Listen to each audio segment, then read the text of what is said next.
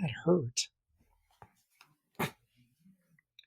I stretch, hurt myself, and you look at your microphone every time I hit the button. Levels. Levels. Lots of texts this week about Bad Bunny. And Yosemite Sam. I don't think that's... I know. I'm not that far out of the loop. What I know is that some of our listeners were really hoping that it was going to be Taylor Swift playing the Super Bowl. Yep, not this year. I mean, Travis might be on the field. I mean, he won't, but technically they're still eligible. Yeah, you're right. I think she wants to be a fan for a while. Celebrities, they're just like us. Sure they are. What I do think, once he's done, I don't know why Taylor doesn't just host her own halftime show. You mean separate from the Super Bowl, just like a Netflix concert during halftime? Yes. And just compete directly with the NFL. Yeah, like the Puppy Bowl does. Sometimes the Puppy Bowl does the halftime show, where other things happen competing with the halftime show. Yeah. All right. Yeah, I think she could do that. Well, I mean, I think it's more likely that she and Roger Goodell negotiate and then can't come to some sort of agreement on, her performing for the NFL. Well, then what? Oh, that good news. She gets to write yet another breakup song.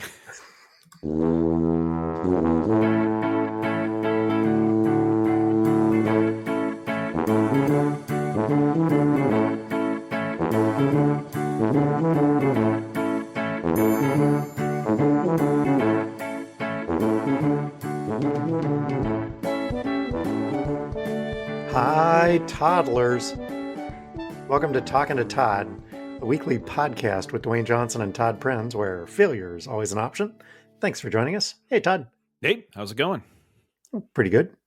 How are you? Doing great. Nothing's going on this week. Nothing on my calendar. Not working through some stuff. It's all fine. Everything's cool. Really boring.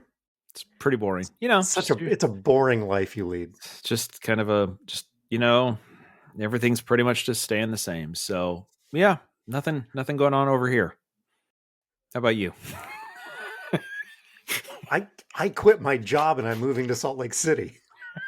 Oh, really? Yeah. Wow. I didn't know we were playing What We Have in Common this week. Oh. Anyway. Yeah.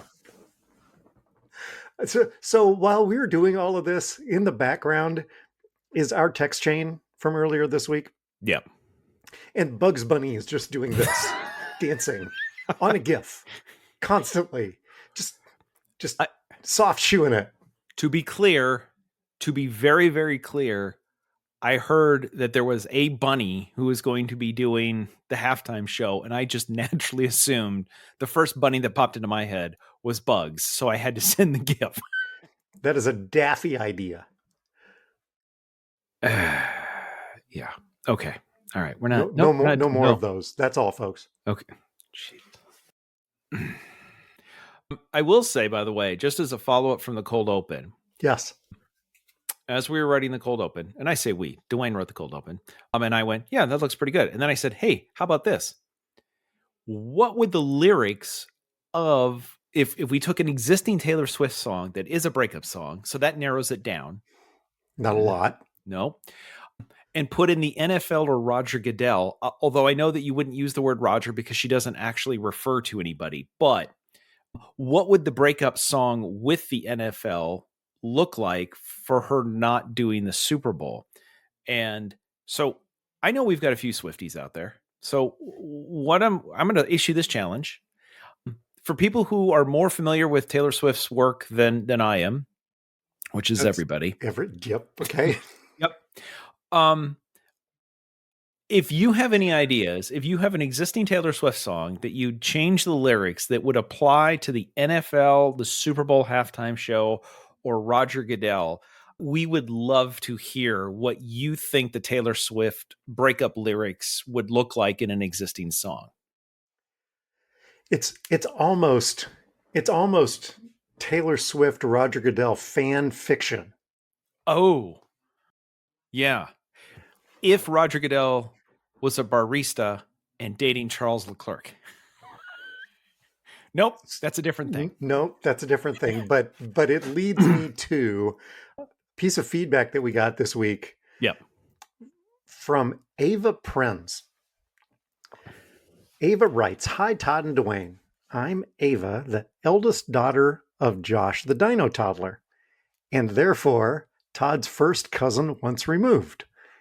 And I went, first cousin, not second, no, not second cousin, no, there's a generation different. Okay, yes, yep, okay, now I'm tracking. Yep, first cousin once removed. I attend the University of Tulsa. By the way, congratulations on your football team. Good win over Oklahoma State. I attend the University of Tulsa. I mean, not really. I mean, yes, but it is Oklahoma State this year. And it occurred to me, I'm a man. I'm unemployed. Oh, sorry. Sorry. Please continue. Sorry, Ava. It occurred to me that you might appreciate some info regarding concession prices at Tulsa football games. The images are attached. Look, I don't know why you have it in for me with my wife. There are things that we do that our wives don't like.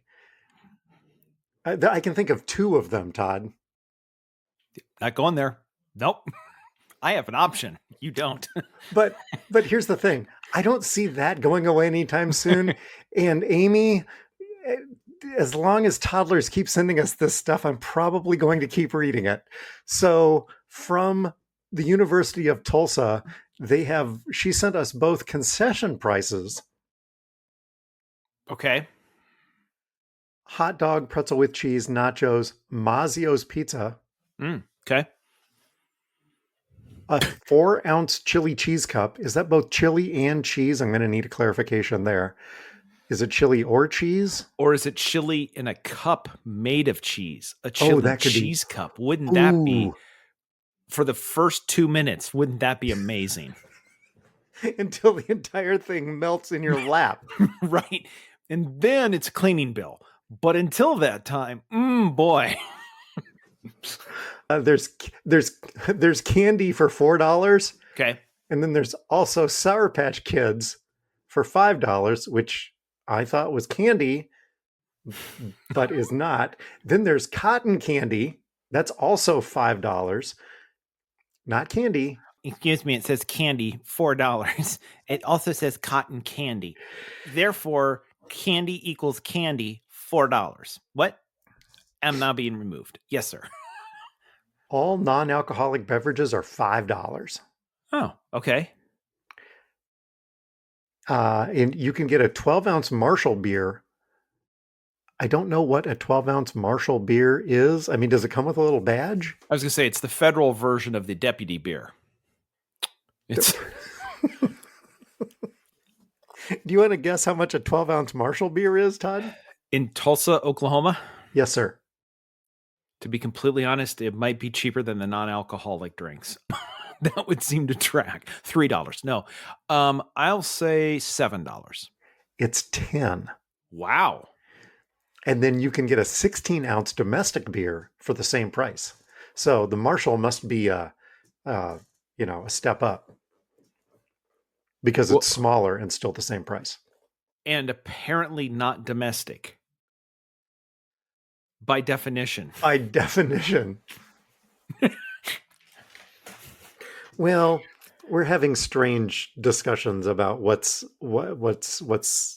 domestic and what's not right now in this country. So, okay, I'm just gonna throw this out. Just real time follow up. Marshall Brewing Company. I'm assuming Marshall beer comes from Marshall Brewing Company. It is. Do you know what city it's based in? Not Marshall. Tulsa, Oklahoma. If anything is a domestic beer in Tulsa, it is Marshall beer that's brewed in the town. I don't think you know what domestic means. So if you go over, so that's just the regular concession area. Yeah. If you go to a section that's called the Beer Cave, you can also get a 12-ounce Marshall beer for $10. You can also get something called a beat box which I'm guessing if you hand the person behind the counter $11, they go boom, boom.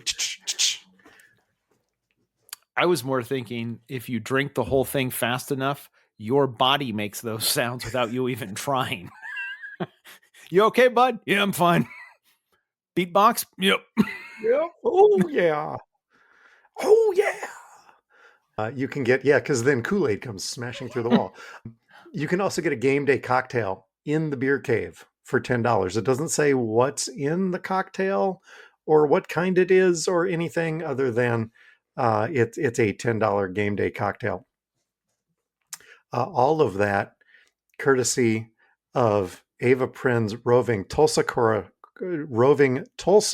correspondent. Also, let me know if you would like any Operation Mincemeat fanfic recommendations. At which point I replied, "This is so great."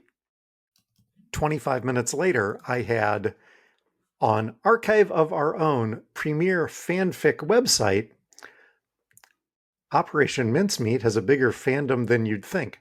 Time for Todd Guess a Number. Okay. How many total, generically, Operation Mincemeat fanfics are there?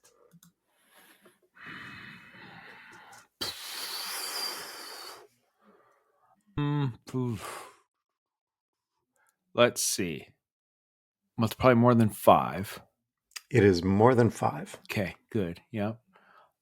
Let's say. See, now you're messing with me because I'm going to make a number, but then you're like, but it's more than you would think. So therefore, whatever number I thought of is what I thought, and now you're telling me it's more than that.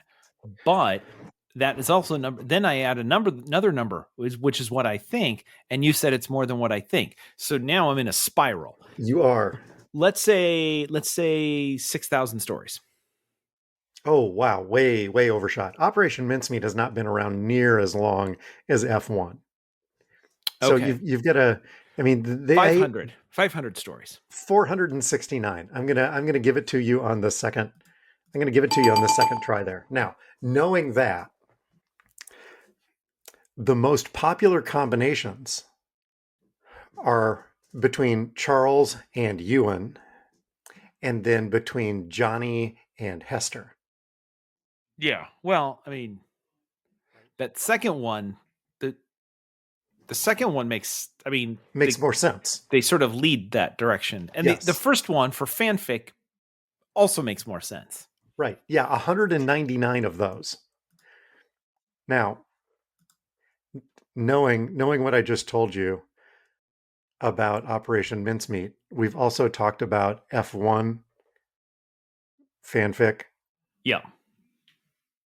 Just in this archive, Todd, how many total works of fanfic exist in this archive, in this single archive of F1 fanfic? For F1? Yes. 10,000. So low. Not even a, you are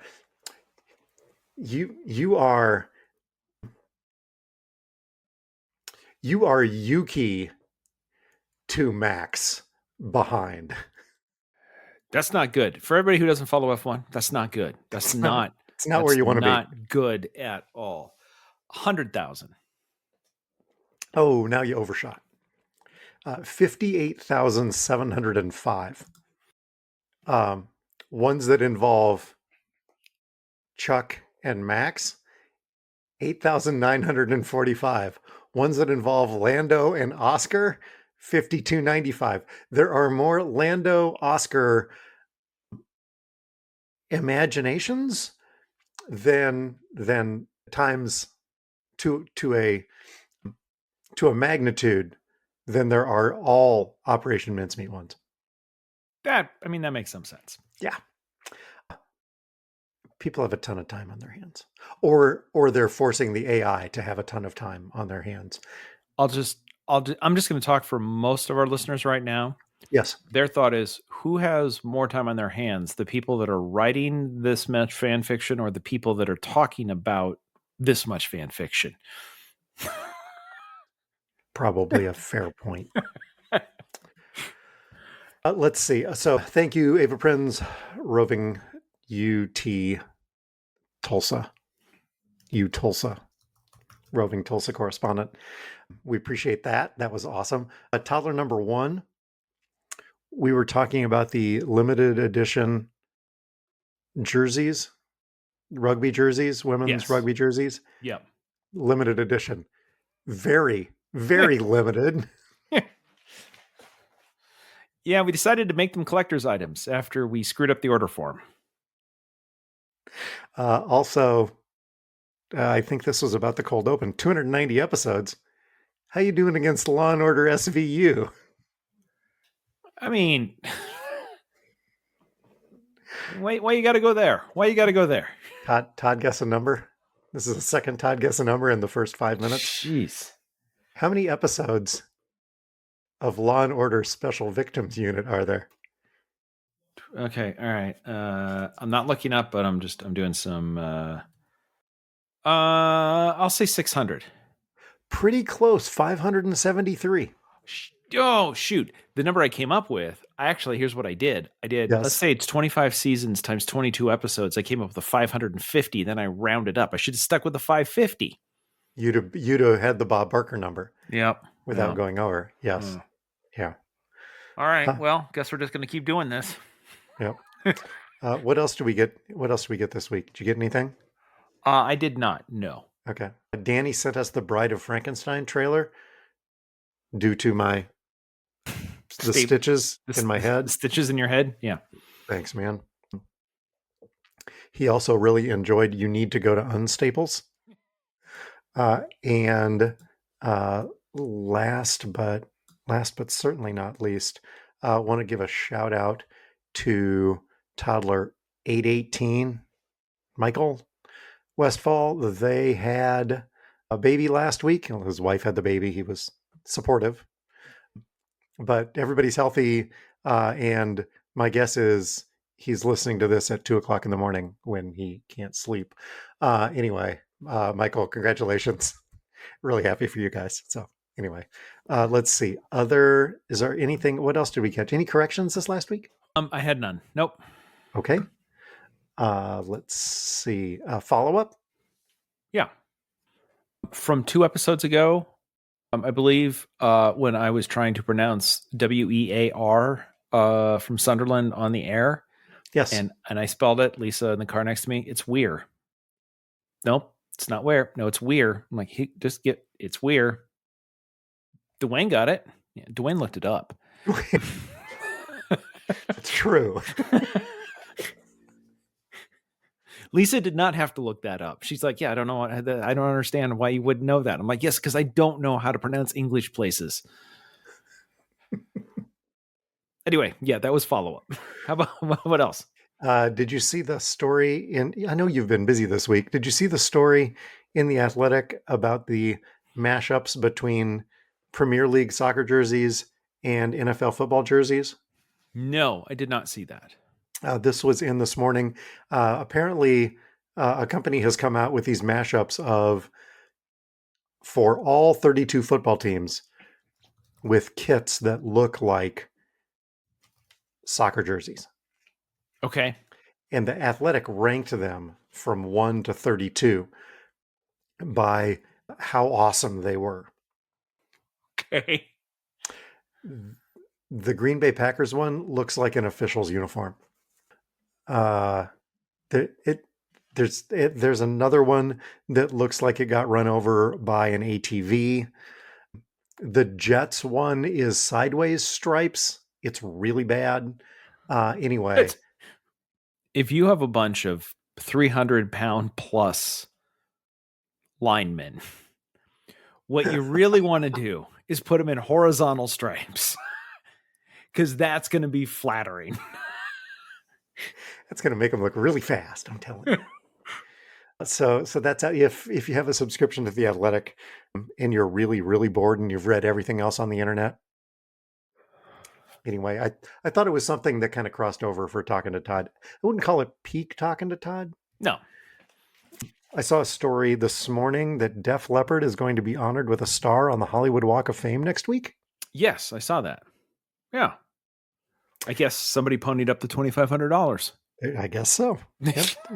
Hey, you know what? Maybe that's why they were playing the Iowa State Fair. Come on, guys! Like we're like $57 short. If we play enough state fairs, we can get this stupid star. We sell 3 beers at the state fair. We're yeah. John Bon Jovi is actually going to talk, but not sing. He's going to be a guest speaker. Nope, but no not singing. Sing. Yeah. John, do not sing. Nope. Hey, John Bon Jovi wants to honor you. Cool. He can give a speech. Do you want him to sing? He said honor. Speech. No offense. And then Amy sent us. Where did that go? Did you see that story? Yeah, that the Waymo story popped up on multiple of my news feeds about the Waymo in California, I believe, that made an illegal U-turn and the police pulled him over, and there was no driver, no hands on the steering wheel. No, the police didn't know what to do because the robot car made an illegal U-turn and there was nothing they could do about it. Yeah, because you can only ticket people. Yeah. If it was a parking infraction, you can give the ticket to the empty car. Yeah. But because it was a moving violation. Yeah. I do kind of wonder who's going to, like, at some point then, is somebody in the police department going to basically say, okay, I can't give you a ticket, but it's also unsafe. So we're just going to tow it. We're going to put it on a flatbed and tow it. And then somebody can come and, because the towing and impound fee is going to be more than the illegal U-turn ticket was. And that's fine. The person in the back's like, can I get out real quick? Hold on, I just need to call myself another Waymo. No, don't do that. We brought the big truck. Call as many as you want. We got room. because after it's pulled you over, the other Waymo's going to come down the street and do the same illegal U-turn and say, I'm here to pick you up. That's what our map told us to do. Oh, so a quick little dip into Todd's Tech Corner as brought to us by the Taylor Center for Technology Policy. Yes. I sent you last week a new watch face. Okay. For the Apple Watch for talking to Todd. I don't know if you can see that. No, you can't because there's just a glare. Yeah. But one of the things that you can do with the Apple Watch now is create your own watch faces, and not just all of the ones that they have. And there are literally hundreds. And I wasn't satisfied with that. I needed to put the Talking to Todd logo on there, plus the date and time and the battery amount on my watch. So toddlers, if you too have any, I guess I kind of bled into promotions here. If you would like the Talking to Todd watch face, you let us know and we can send it to you, because we're trying to earn money for a star on the Hollywood Walk of Fame. No, just kidding. How are we doing that? By giving away free watch faces? Volume. Yep. That's right. That's how we're doing it. It's a joke for one person. Oh, it's time for this. Dwayne's never going to guess it. Who, me? Never ever going to guess it. I don't know. No, Dwayne's never going to guess it. Yas Queen? Never ever going to guess it. That's right. That sound means it's time for Dwayne Guess a Number, America's favorite game. Okay, hit me. Okay, I brought 2 candidates here, mostly because I need to make sure that if you've heard the first one, I had a backup number. So before starting something and then you saying, yes, I read it, and then destroying it, Dwayne, this one's out of The Athletic from about a week ago or so. Did you read the story about the fleeting life of a baseball in modern MLB? Can I say no and fake it? No, I did not read this story. Okay. All right. So, modern baseball. Yes. Basically, if the ball touches the ground, they do not want scuffed baseballs being thrown, right? Because that gives the pitcher It's a huge advantage. So if the ball gets thrown into the dirt or just anything that might scuff the ball goes out of play, right? And then they put a fresh ball in. Foul ball hits, congratulations, fan, whatever. So somebody actually did a study to try to figure out the person at the Athletic was trying to figure out how long does a single baseball last On average? on average in a Major League Baseball game. So he went to multiple games and he tracked every individual baseball that was used in the game and then started figuring out what that was. So he did this for 2 games and then he kind of extended it. Minnesota versus the Yankees at Yankee Stadium, August 11th, and Boston at Philly on July 22nd.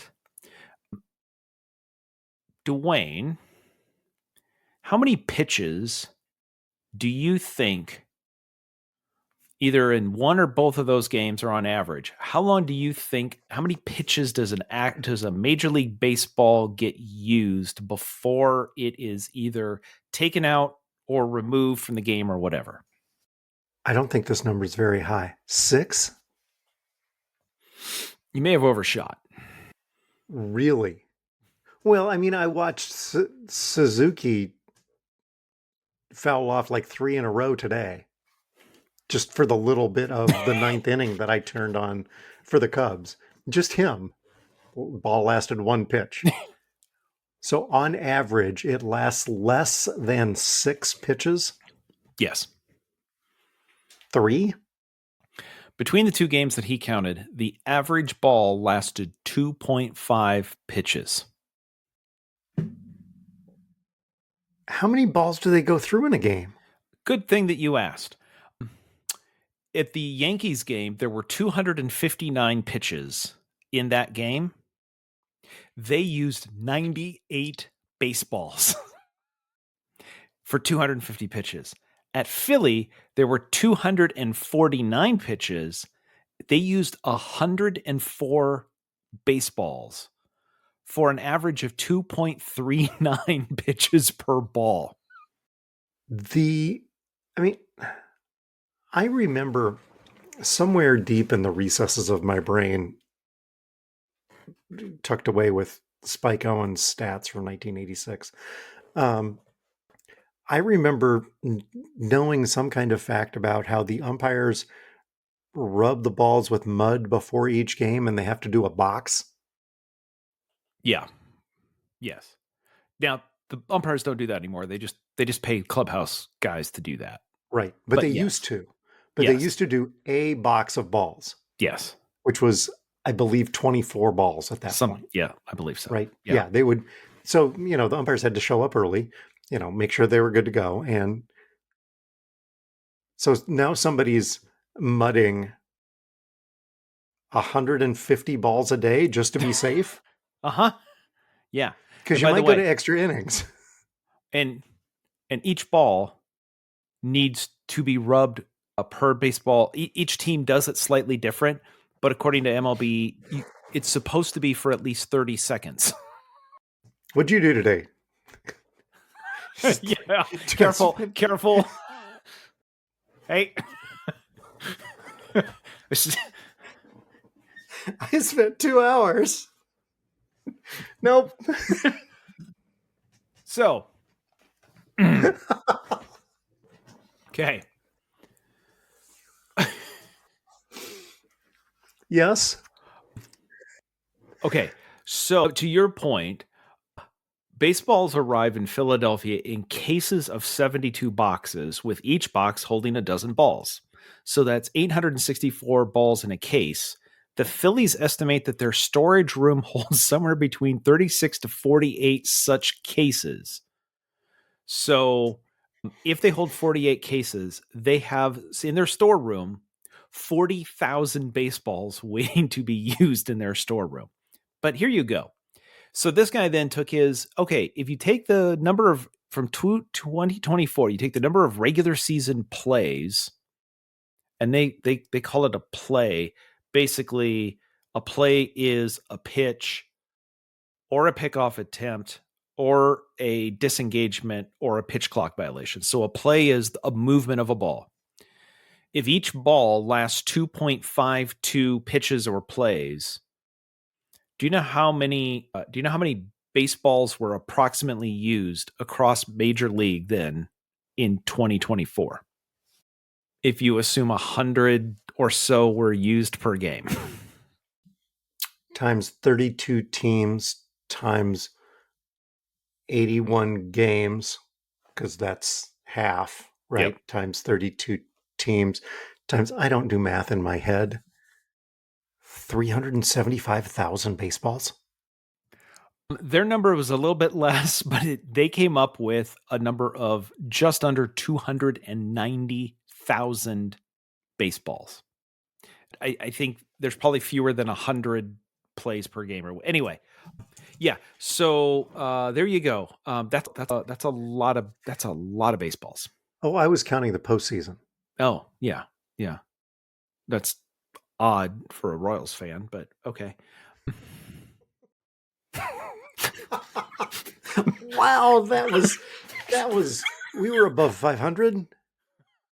Yeah, no. Good for you. Yeah. They play in October? When did we start playing in October? I got to go to a postseason game last year. Once every 5 years is not a bad idea. Anyway, last piece about this. All of the balls that hit the dirt. Yes. That the umpire then grabs and looks at and then throws off to the ball boy, ball girl, or puts in his pretty much all of those then go into the home dugout, where somebody then slaps a hologram on it and puts it in a box to be sold in the team store as a game used Major League Baseball. So you can pay 40 or 50 or 60 bucks for a game used baseball. And then they know which game it was. So you could say, whatever. But again, wow, how can you get a game used baseball? Trust me. It's not difficult. They've got plenty. They've got plenty. Well, and those are the ones that you want because it's got the hologram on it. If you catch it in left field, how do you get the hologram? Well, first of all, you steal it from the kid. And then, yes. and then you hold it above like you just won something at a county fair.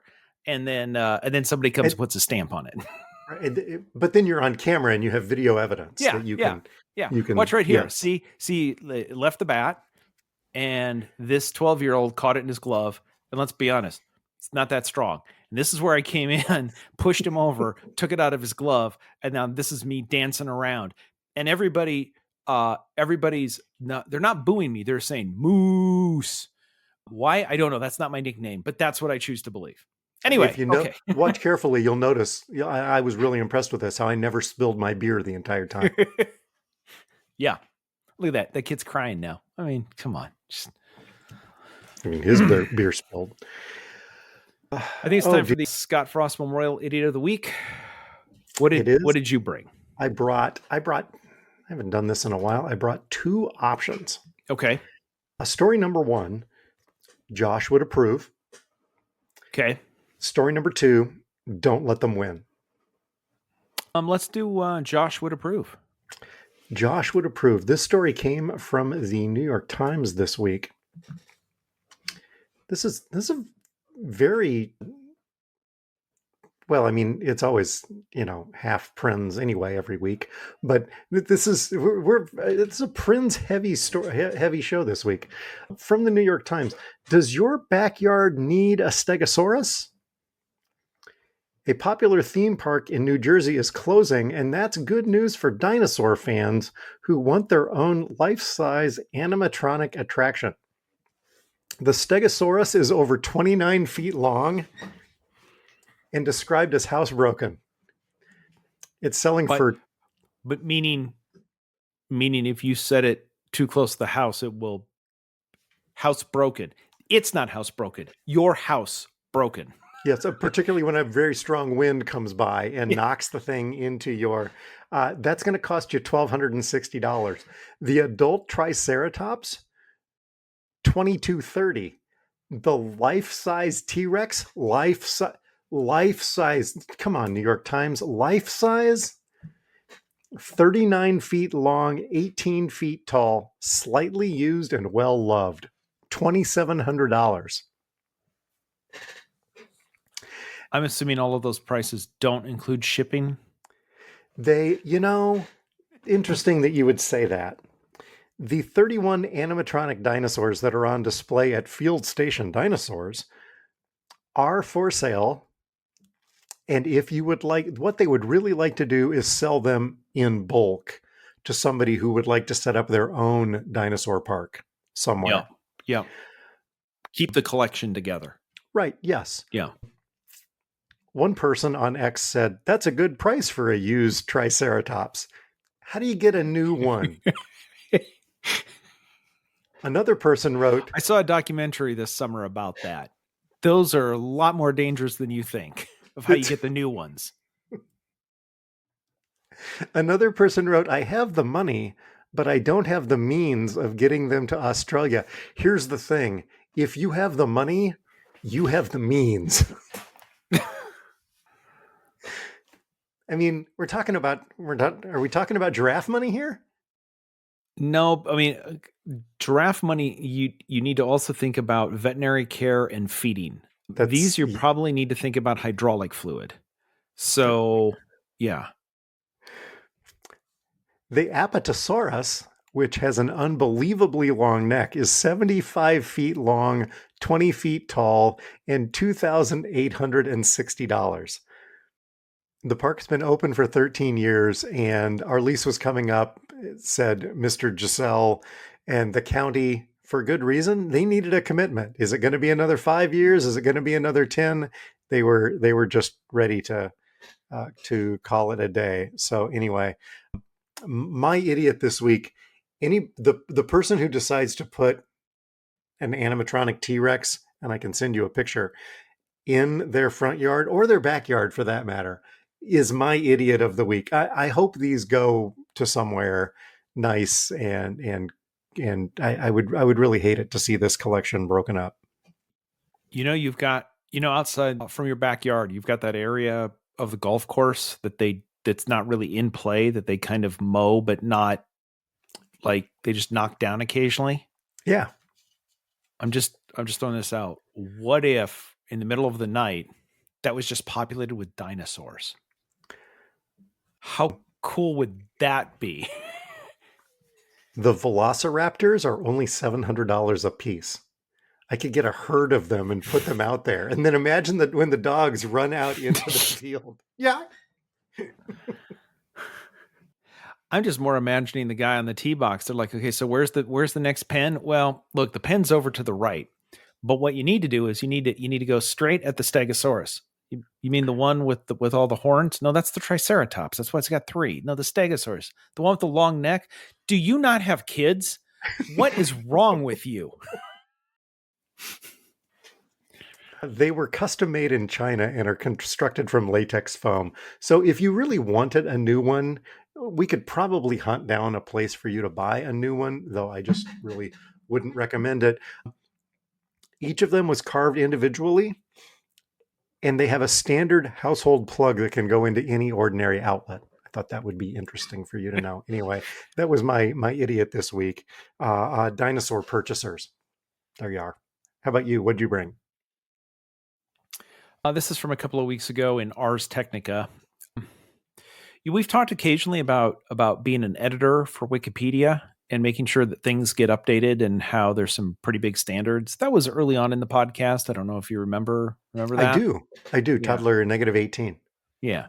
Well, standards may be different for different people. So as Ars Technica points out, if you were to go to Wikipedia and ask what Wikipedia articles are written in the greatest number of languages, which turns out there's an article on Wikipedia that answers this question. If you go there today, it tells you that the article on the country of Turkey is in 332 different languages. The article in the United States is in 327. The article in Japan is in 325. However, if you would have gone there a couple of months ago, and then by the way, other stuff's in there, like the article about dog, 275 languages, Jesus, 274. There you go. Right. If you would have looked a couple of months back, though, the top of that list, the article that was in the most languages was David Woodard. Now, this got people wondering, who's David Woodard? Well, he's known as the composer who infamously wrote a prerequiem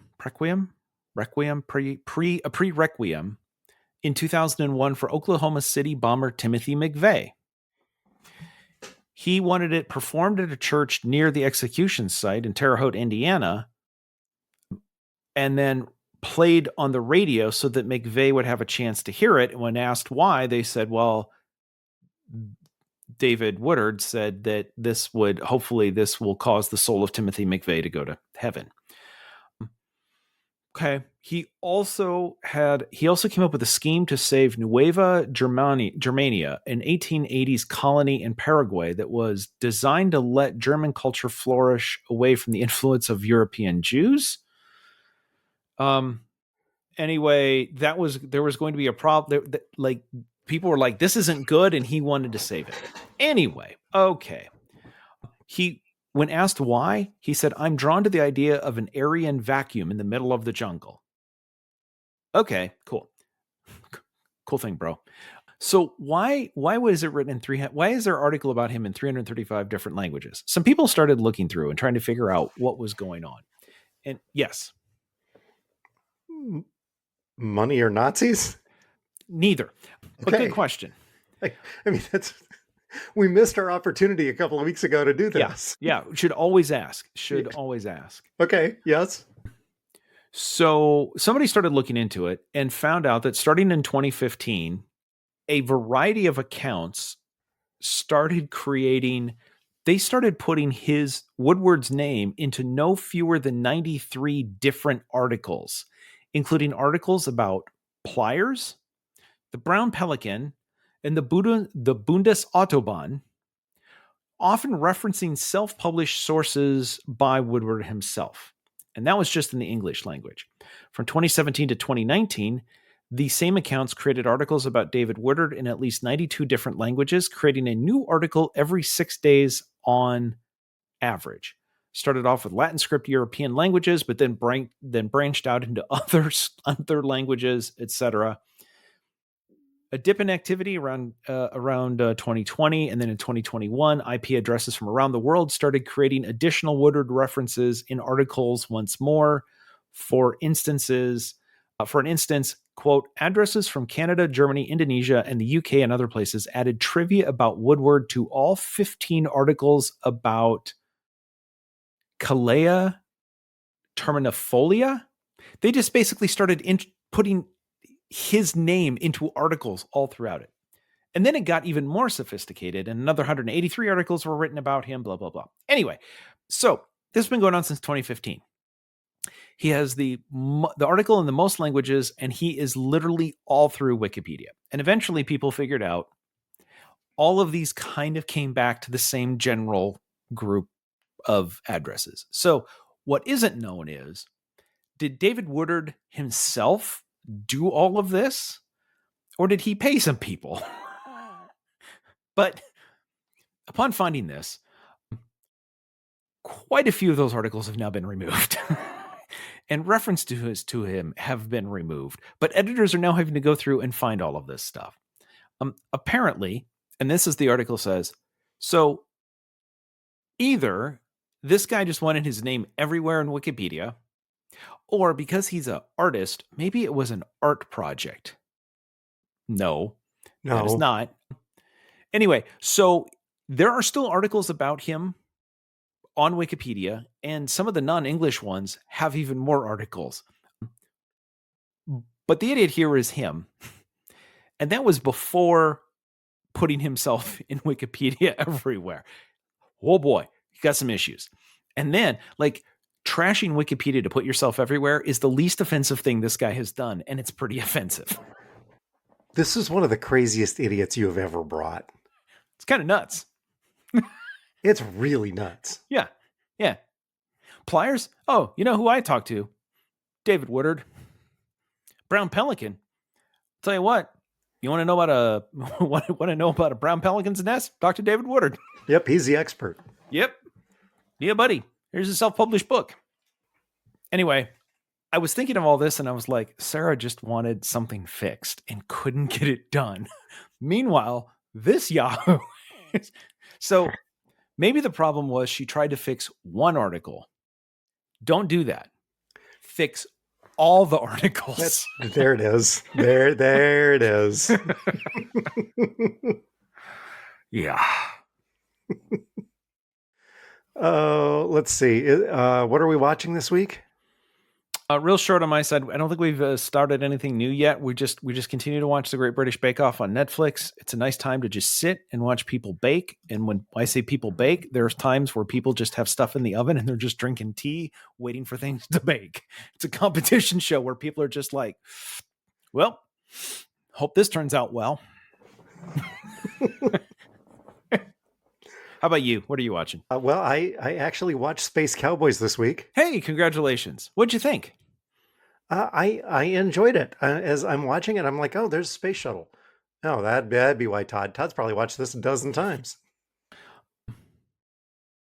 No, I think I've only seen it once or twice. Two favorite pieces of that, though, are number one, how Donald Sutherland's character passes the eye test. Absolutely hilarious scene. Great. My eyes are shot, but my memory is perfect. Yes. And number two, and it's the character actor, and I can't think of his name, when they're explaining what they need to do, and why can't we just go and get this satellite with the shuttle and bring it back? And they said it's too big to fit in the shuttle. And his comment is, too big for the shuttle? Foreshadowing. What did you put up? Oh my God. What did you do? What did you do? Yeah. I think that was William Devane. Yes. Just the way he delivered that line of like, too big for the shuttle. He wasn't wrong. The four main actors, Clint Eastwood, Tommy Lee Jones, James Garner, Donald Sutherland. Yes. With us, not with us? James Garner, not with us. Correct. Clint Eastwood, still with us? Still with us, correct. Yep. Tommy Lee Jones, still with us? Also correct. Donald Sutherland, I want to say not with us.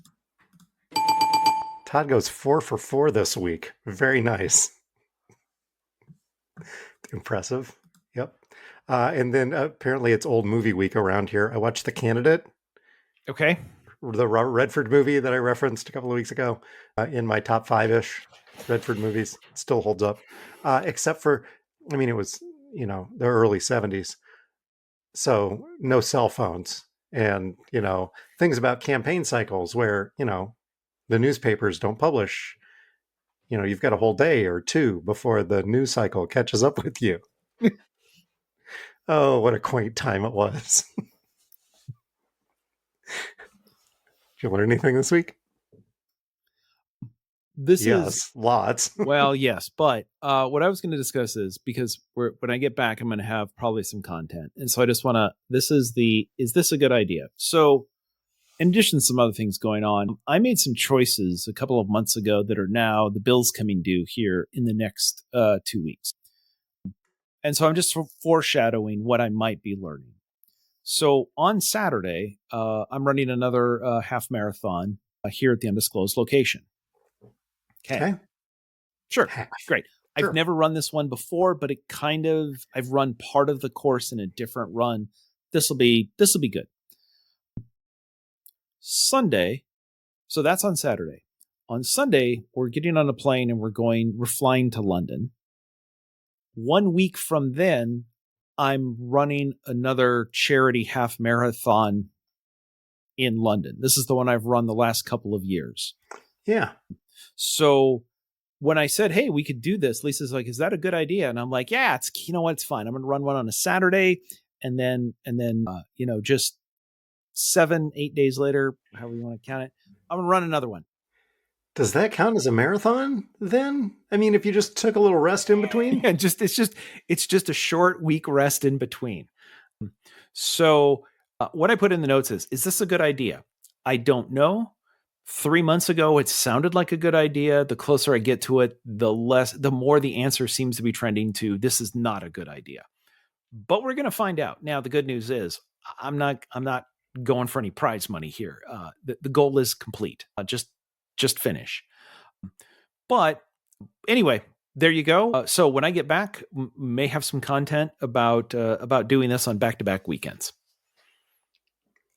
There may be, as you're going along, a sign that says 5K this way or 10K this way and straight ahead, the full boat. You may look at those signs as opportunities. The half that I'm running on this Saturday takes place during. It's also there's a full marathon that day as well, and the full uses the half course. Like that, us little half people, we just go up 13.1 miles and get dropped off, and then the people running the full marathon just continue up the same road. So we get to run them. So it's the opposite one of like, don't turn right, turn left. Otherwise, I don't even know what you're doing there. You don't miss. Do not miss whatever that exit is. Yeah. Which bus am I on? Oh, damn it. Oh no. That's bad. So anyway, did I learn anything this week? Yeah, lots, but I'm going to probably learn some more stuff over the next couple of weeks. How about you? What did you learn? So when I was working at Soil, I had a boss one time. I was so frustrated with something, and he's like, the whole thing is a rat race, and the trick is just to not let the rats win. Right? It was lighthearted, but it's something that's stuck with me. Right? Just don't let the rats win. Did you see this story in New York City this last week? Uh-oh. New York City and rats. No, I did not.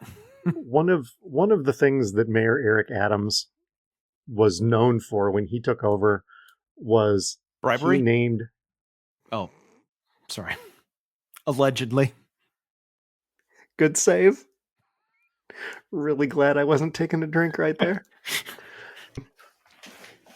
He named a rat czar because he was going to take on the rats, and it was a part of cleaning up the city. Yep. His rat czar resigned this last week and said, "That's it. I'm out. Rats win." Just really sad. In addition, I mean, Eric dropped out of the mayor's race and said, I'm not winning this one either.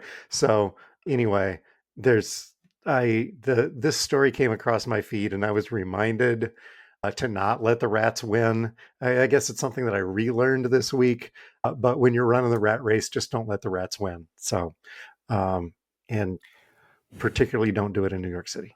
Could have been worse. Instead of saying, as the rats are, well, they win. Instead, he could have said, I've been talking with them and they make a lot of sense. I'm now the rat czar, and we've got some things to talk about. Where's the pizza?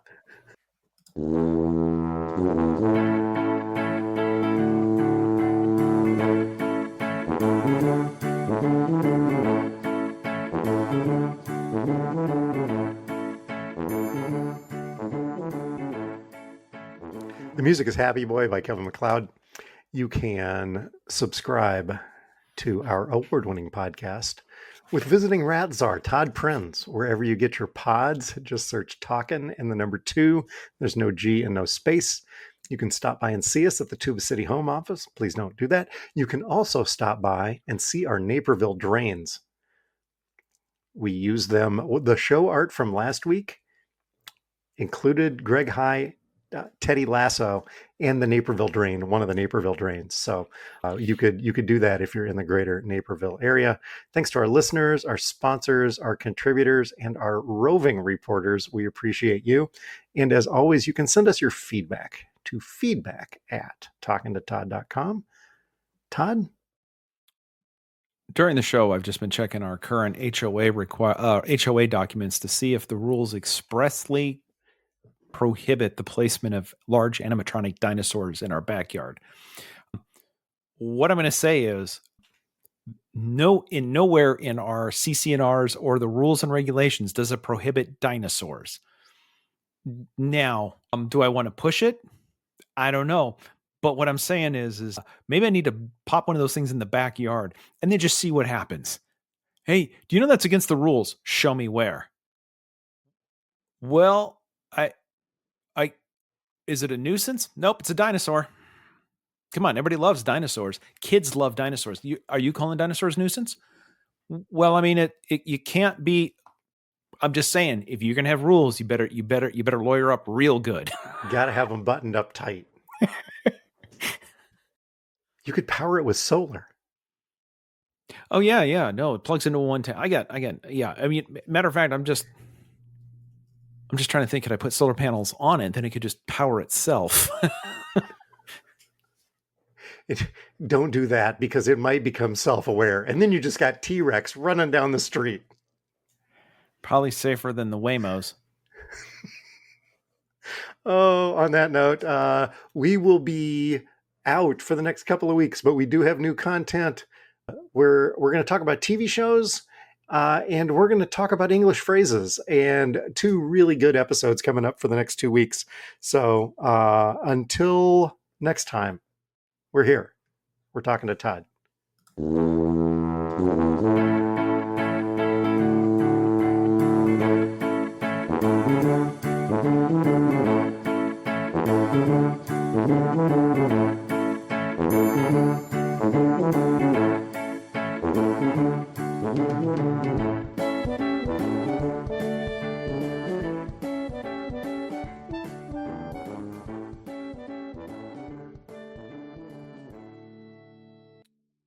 So when you were talking about that from Ava, that she was going to the University of Tulsa, I about made reference to the Green Wave, which of course is not Tulsa. No, that's Tulane. Yes. And Tulane's the Green Wave because they're in New Orleans, which makes sense. They have waves. Then for the life of me, I'm like, I can't possibly. Oh yeah, waves. That makes sense for New Orleans. I can't possibly remember what the University of Tulsa is. The Golden, okay, Hurricane. I get that. Hurricanes. Yeah. Because Oklahoma is known for its hurricanes. Oh, yes. Jeez. It's a place of higher education. What are we even doing at this point?